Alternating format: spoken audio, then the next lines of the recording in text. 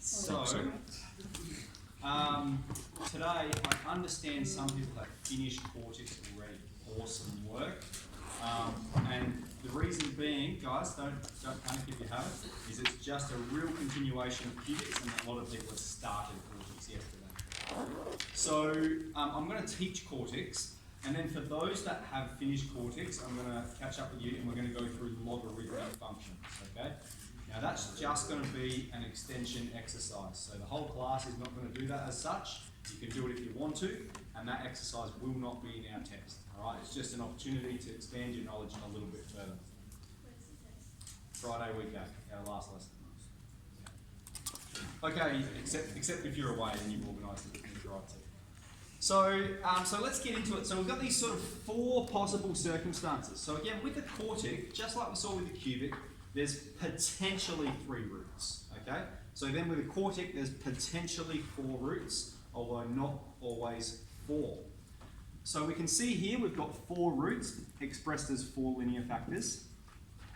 Here we have a double root and 2 linear factors. So that's what there's 3 roots there in a quartic function. But we can see this is a squared root because it's touching the x-axis, or it's a double root, and then we have it cutting here and here. We also learned yesterday if we have a flat cut, that's a cubed root. Okay, and so we know a cube times x is going to be x to the 4, and so we know this is a quartic as well. And then we're introducing you to now a flat touch. Okay, so we've got x squared is where it touches, x to the 4 is where it touches, but it goes really horizontal at that point. Okay, and so then you can hypothesize what's going to happen to x to the power of 6, x to the power of 8, x to the power of 10. You can check that out if you're interested.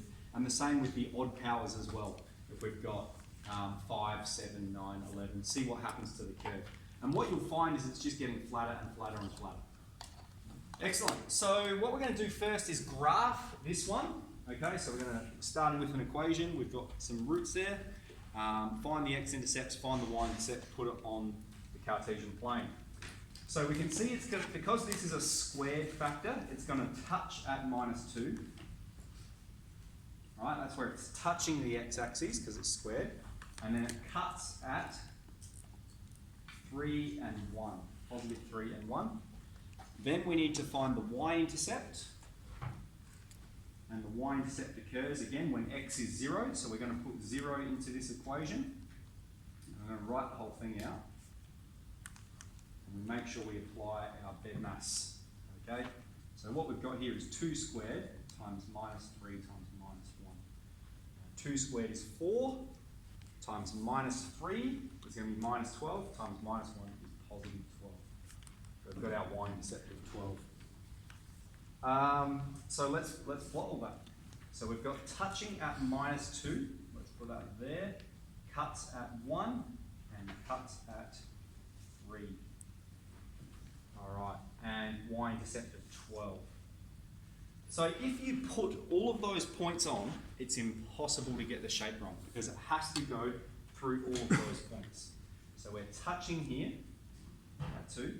There's the y-intercept, passing through this point and passing through this point. So 2, 12, 1, 3. Label our axes, label the graph, and there's our quartic function. Sorry. Remember our case for his secretary? Yes, of course. Yeah. Okay, next we're going to look at finding the equation of this one. So rather than starting with the equation and graphing it, we're starting with the graph and we need to develop the equation. So we always make the statement y equals a times, and what are the roots? Okay. The first one we have is it's touching at -1. So we know that that's a squared factor. And so that's, again, it's x take away -1. X plus 1 squared is our first root. And then here it's just cutting and cutting at 1 and 2. So x take 1 and x take 2. Then we have the y-intercept. When x is 0, y is -6. We'll make that statement and plug it in to find a.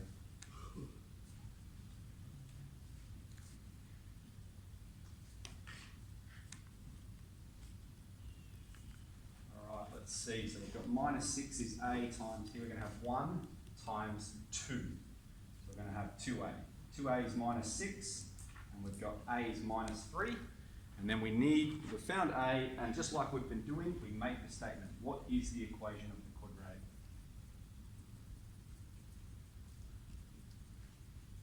Okay. Any issues with that? I think we're getting pretty familiar with these processes.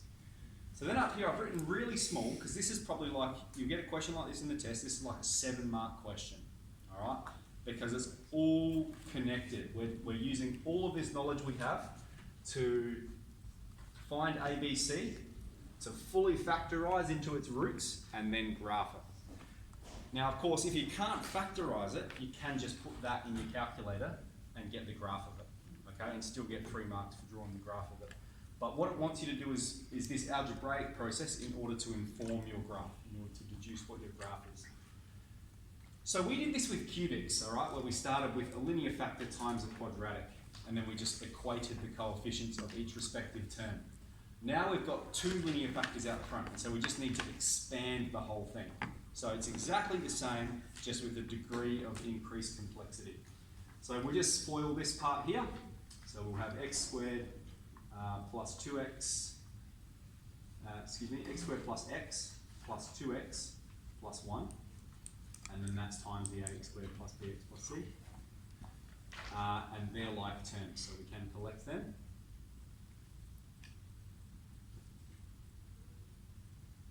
Ax squared plus bx plus c.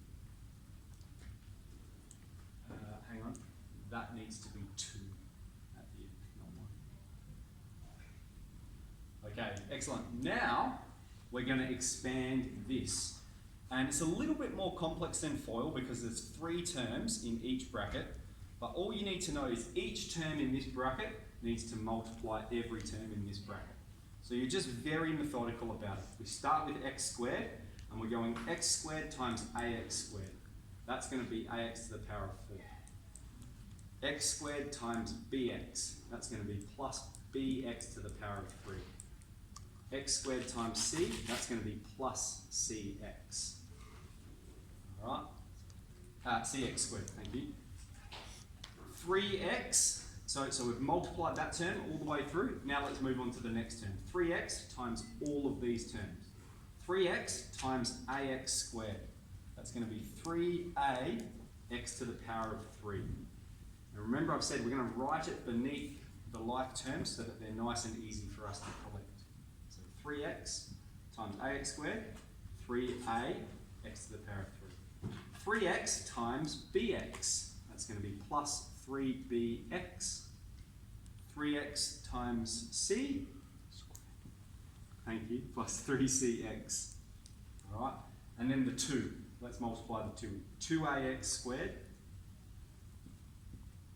plus 2bx. And then plus 2c. All right. And then we're going to go through and we need to find the values of a, b, and c.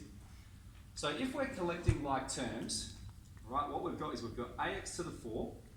Here we've got b plus 3a, x to the power of 3. Here we've got c plus 3b plus 2a, x to the power of 2. They're all x squared terms.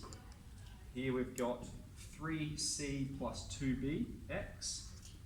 And then right at the end we've got 2c. Excellent. Okay, so then we're equating that with this quartic here. We said this quartic is equal to this one. We need to find the values of a, b, c. And so I'm just going to put them underneath. We've got x to the 4, 4x to the 3, it's plus, minus 7x squared, minus 34x, and minus 24. Now we don't need to go through and solve every single term. All right, we can see here quite clearly, ax to the 4 equals x to the 4, therefore a is 1. So we've determined the value of a.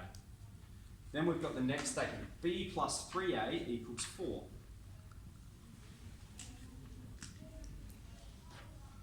All right, we know a is 1, so we've got b plus 3 is 4, and then we've got b is 1 as well.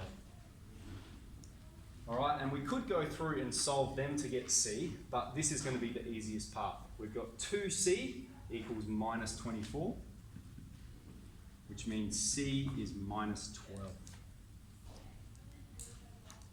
So what we have then is we've got A is 1, B is 1, and C is minus 12. So what this cubic is going to look like then is it's these first two terms, so x plus 2 times x plus 1, or we can have it as the quadratic, either or. These are going to help in a moment. Times ax squared, so x squared, plus bx, b is 1, so plus x, and plus c. C is minus 12. So I'm going to take 12 there. All right, is everyone okay so far? So it's just a little bit more complex with that expansion. So it says find ABC. We've done that. We found ABC and we've put it into that quadratic there, okay? You can see that's a quadratic term. Fully factorise. Now these two terms are already factorised, all right? So we don't need to. We can see that one of the roots is minus 2, one of them is going to be minus 1, but we can't see the roots directly from here, which means we need to factorise this quadratic using the cross method. How are we going to put that into two linear factors? So we're looking just at that quadratic and we're going, well, x and x, and we're looking for two numbers that multiply together to give us minus 12. And when we add them together, we've got positive 1. So minus 3 and positive 4. Minus 3 times 4 is minus 12, and minus 3 plus 4 gives us positive 1. So we've satisfied that, which means when we've fully factorised this quadratic, this is what it looks like. Okay, and we can see all of the roots, all right? Minus 2, minus 1, positive 3, minus 4. Okay, so fully factorised, done. Hence graph it, okay? So remember I said, it doesn't matter if we can't do this whole process, because we can just graph this function on our calculator and we can see what the roots are. We can even work backwards from our graph. So it's all related. So let's find the y-intercept. Do we need to find the y-intercept, or is that told to us? If I said it's up here somewhere, what's the y-intercept? Negative 24. Negative 24, excellent. Remember, these are the same quartics because they're equal. And the y-intercept occurs when x is 0, so that's 0, 0, 0, 0, with just negative 24 y-intercept. So we don't even need to put x is 0. We can see we've got x-intercepts are minus 2, minus 1, positive 3, and minus 4. And the y-intercept is minus 24. We've got all of the information we need to put that on a Cartesian plane. So what do we got? Minus 4, minus 2, minus 1, and positive 3. There. And y-intercept minus 24. Alright, so we'll come down, up, down, and up. Alright, so that one's minus 4, minus 2, minus 1, and positive 3, minus 24. X, Y. So there's a lot involved in that. Right, nice big question. What's the process? But it's consolidating everything we've done, isn't it? So we're doing that expansion, that special collecting like terms, equating the coefficients, fully factorising, all right, so we can see it all as linear factors, and then we know how to graph them. Cool?